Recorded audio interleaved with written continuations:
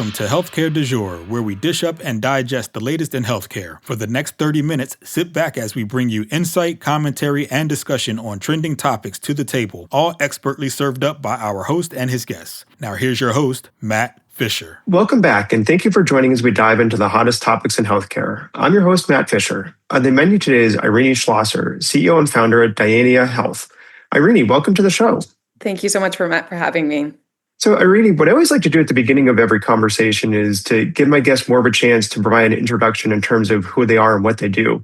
So, Eirini, the floor is yours. Excellent. Well, firstly, it's really a pleasure to be here today. So I'll tell a little bit about myself and how it has grown into what we've been working on as of late with Dyania Health. So I'm a 3-time entrepreneur. This is my third rodeo. It's definitely felt like the biggest. So we're feeling the effects of gravitational force at the moment, which is in every fantastic way possible. But just to start off with a little bit of my background and to the degree it's relevant, I grew up in a family of physicians, have been around the medical space for most of my life. Spent summer jobs digitizing my father's patient records. And so was almost about to go down the medical path, really was missing the mathematics side of the world and more of the problem solving. And so fell into the AI space before really anyone was in the more public domain was understanding what that meant. And so started my first business in 2014. And that was just, at first, it was a response to what I kept seeing as a really pertinent problem of the fact that very expensive decisions were being made without access to data buried in free text. And so at the time, I didn't really know too much about NLP, dove down that rabbit hole, and that really grew into really laying the foundation for what we're doing with Dyania today. So kind of given that background, were those early companies that you were involved in healthcare focused, or what pulled you into the healthcare field?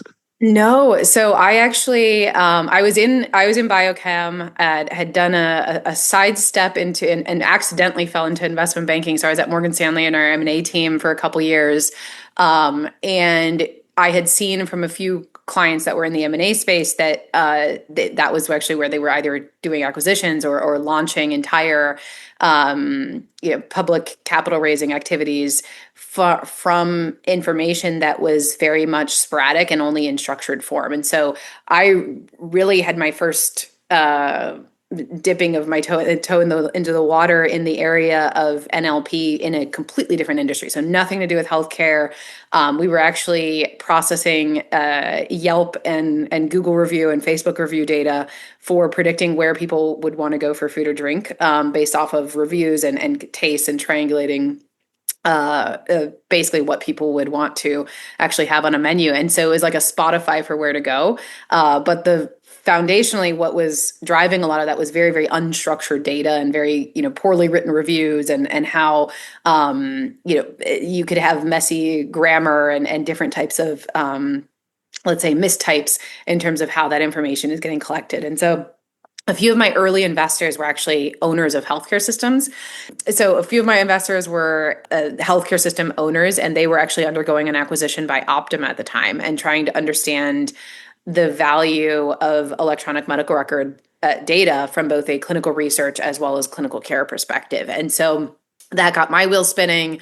Obviously had been a parallel focus, both from a technology perspective as well as kind of the area and space I grew up in. And so just dove down the rabbit hole, realized very quickly that much of this data was being typed, stored in a database on a regular daily minute-by-minute basis, and no one was ever having the time to read it again. And so all of that data getting collected and stored felt like it was almost I don't want to say an insult to humanity, but basically, it's not improving patient care. It's not helping patients get the best care. Physicians don't have time to actually get that information out. And so I started Dyania to solve that specific problem. It wasn't to go after a specific technology. It wasn't to try and figure out, some buzzword trend of AI in healthcare. We set out to automate chart review and unlock the intelligence buried in medical records such that it could actually inform clinical care or research at scale. And so that was the founding of Dyania,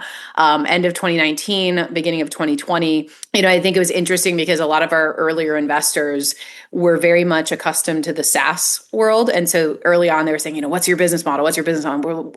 This is a space where you can't really launch a technology out of the gate without it being proven. Like with healthcare, it could be the difference of patient lives. And so the pandemic was the best thing to happen to us. We could focus for about 3 to 4 years on R&D and training models and really dive in on the AI research side. And so I also had hired a team and expanded a team of clinicians. So we had about over a third of our headcount was comprised of full-time physicians, both annotating data and driving the clinical strategy in terms of what types of problems our applied AI research team needed to be solving.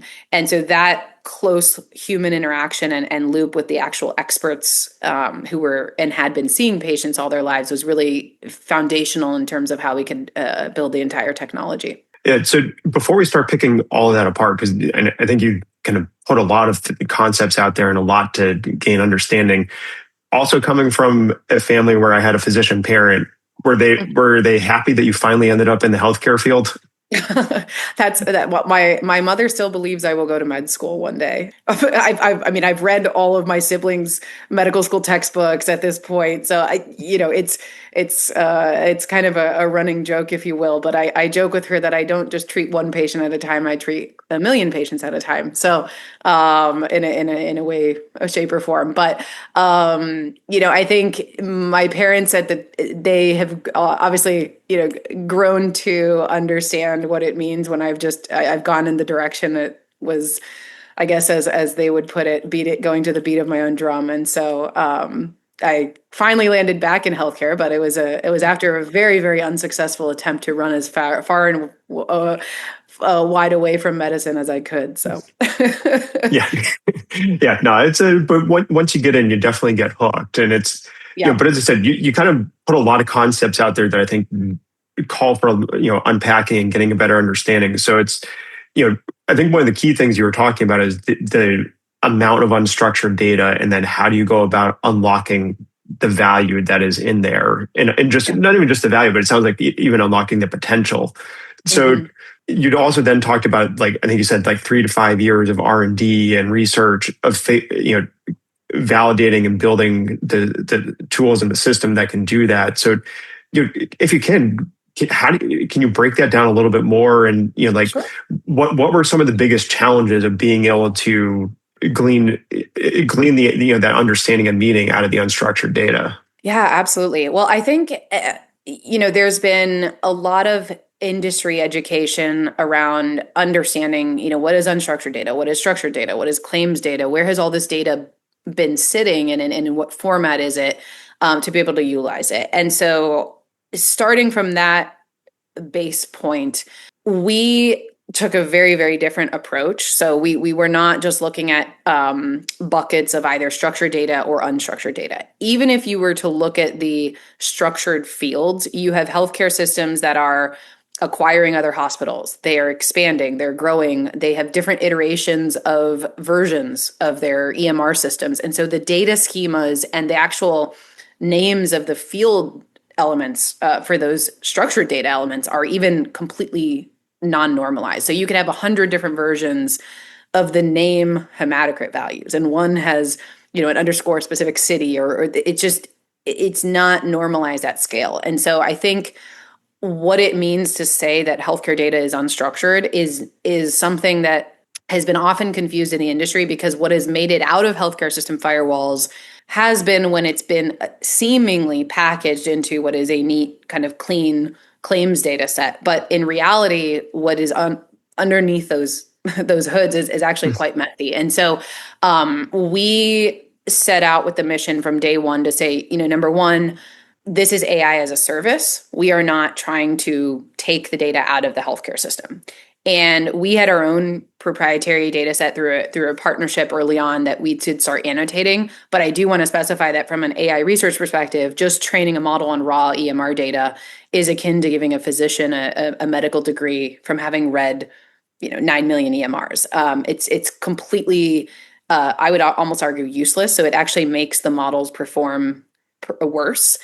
The second thing that I would want to say is that this is not a language problem that we're solving. So a large language model truly cannot find and reason across multiple data sources within an electronic medical record. This is really a multimodal cross-data clinical reasoning task that we set out to solve for. And it's actually patient-specific. So what I would say is often underestimated is how specific and nuanced the data is. So let's say we're looking for patients who have either never smoked, or if they did smoke, they quit at least 1 year ago. And in one patient's medical record, the physician has written in multiple notes that they never smoked. That is that could be solved by single note processing. Great. In another patient's medical record, the physician writes that the patient quit smoking 1 month before their surgery last year. Then you're looking at one patient where you can get by with the progress notes of let's say that you being the AI system. And in another patient, you actually have to process operative notes. And then you have to deduce when that date occurred. And then what was 1 month before then, and determine whether that date fell within the year-long range that you're looking in terms of how the criterion is set up. Something that would seem intuitively simple for humans to do on a one-at-a-time patient basis, to do that at scale and to plan computational needs as well as how the data is processed is something that is an entirely different system altogether. And so we set out to solve for that. So I know this is a roundabout way of explaining the difference between the unstructured and structured data, but I think there's often a confusion around we're either processing notes or we're processing structured data, and it's really a lot more nuanced than that. You have to be able to perform cross-data reasoning. You have to be able to consider patient histories holistically, both at the individual granular level as well as at and aggregating that into population behavior amongst a patient cohort.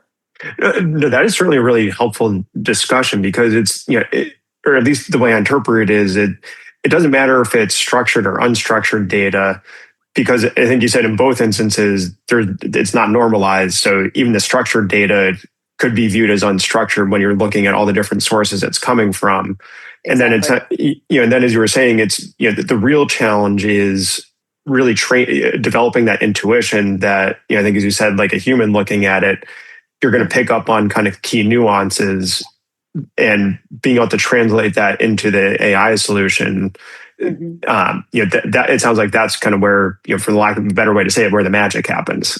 It is. It's exactly that. And also the fact that any individual clinical signal, and that's actually how I would, the concluding point is that we are looking for clinical signals and strengths of clinical signals. So you can almost view it as like a specific conclusion. Like, let's say if we're trying to find whether a patient has hypertension, it could come from supportive content across the record of that patient's history. But any particular source could be misdocumented. It could have been a generated note that was hallucinated by a scribe. It could be an ICD-10 code that was optimized for billing purposes and not for clinical use. There's a variety of noise in the data and potential misdocumentation at scale that needs to be considered. And so even a human physician would look and try and assess and deduce a conclusion based off of the best information available. So this is not necessarily a black or white question of did the AI get it right or not. The physicians might be disagreeing between each other as to what is the right answer. And so that's where I think, you have in other industries, you have a world of AI where often there's a binary answer of it's multiple choice. You got A, B, or C, and that's it. And so it's easier to benchmark those types of performances against a binary set of conclusions. Whereas in medicine, it's a science that is very much undefined. I would actually compare it much closer to an art form. And so what does performance of an AI system mean? It really has to equal concordance with a majority of physicians. But even when those physicians went to med school, what specializations they have, what geographies and what types of patients are they seeing? There are certain biases in how individual physicians intuitively make decisions, which are often around what patients they've seen most recently and what patterns that they have sometimes subconsciously started to collect. But those decisions that they're making day to day with every patient are impacted by their experiences over the courses of their careers. And so, concordance with what a combination of physicians would look at, or a majority of consensus of physicians would consider as correct, is really what we targeted and what we continue to target. And so that's why us having more than a third of our headcount comprised of physicians was just absolutely critical. And, we're continuing to expand and double down on that. And the physicians love it because they're getting into a whole new space of deconstructing their own logic that I think is a little bit of an out-of-body experience for them, which is fun. Yeah, and I really like that description you gave of kind of the art form of it, because it almost aligns with being able to say like the practice of medicine, because it's there is evolution, and it changes over time as as you were saying, you have different influences on from your training or from your colleagues or from kind of what's happening around you in terms of the evidence that's growing. And for those of you just joining, I'm talking with Eirini Schlosser from Dyania Health, talking about development of AI and being able to glean value and meaning from data. So it's Eirini, now that once you started being able to actually process the data, what were some of the value that you were seeking to unlock, and what are some of the ways that the insights that you're now able to glean, how are those operationalized? Yeah, absolutely. I think what we've been incredibly excited about is the potential to find patients at the right moment, at the right time, for the right therapy that they need to be treated. And those therapies could either be drugs under clinical trial when there's not a standard of care therapy available, or it could be a standard of care procedure or referral or something that needed or should have happened that would have otherwise been physically impossible for a human team to find that patient at that moment, just because they can't physically read fast enough. And so, if we were to put it into perspective, like let's say we were looking at 30 million diabetes type 2 patients, which is basically the real number in the US of how many people exist. That would take one human being 7,304 years to read those medical records once and answer 10 questions about the patient's last 12 months. That's just to read it once, let alone the fact that those patient characteristics are dynamically changing over time. And so what you can unlock by having AI read at a speed of what patient care would actually demand to be able to get them the care that they need means that you're unlocking insights that can then say to the physician, well, this patient had a hospitalization for heart failure on this day, and they had leg edema, and they had an episode of syncope, or whatever those clinical orders of events had developed as, to find particular moments in those patient journeys to then flag them for the appropriate care. And so that's where we've been spending the most of our time, to be honest. And so a lot of this is starting out whereby a certain specialist might consistently see a care gap where they see patients much later in their journey. And if they would have seen the patient 6 months earlier, maybe they could have had a much better outcome with that care. So, one example is like for advanced heart failure patients, when they have they actually could benefit and could fit the qualifying criteria to get a transplant or an LVAD 6 to 12 months earlier in their journey. And, they show up with cardiogenic shock and Intermax 1-2 and another, set of characteristics where they've seriously deteriorated such that they might not have that good of outcome if they go into those procedures later. And so finding those patients earlier and in a community setting where they might be seen by a hospitalist who's not a heart failure specialist, or they might be seen in another hospital, just being able to find those patients and get them routed, I think is absolutely critical. And that leads us to what we are doing, I think, from 2026 and onwards, which is coupling what AI can do with how the humans receiving that information can action it in the appropriate way. And those workflows have to be completely lockstep, like a three-legged race.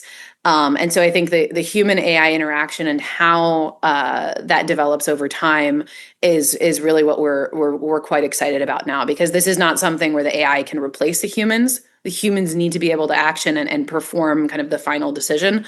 Also, Synapsys AI on our side is not designed to be a medical device. It is surfacing information that is already in the medical record and finding those clinical signals at the right moment and the right time.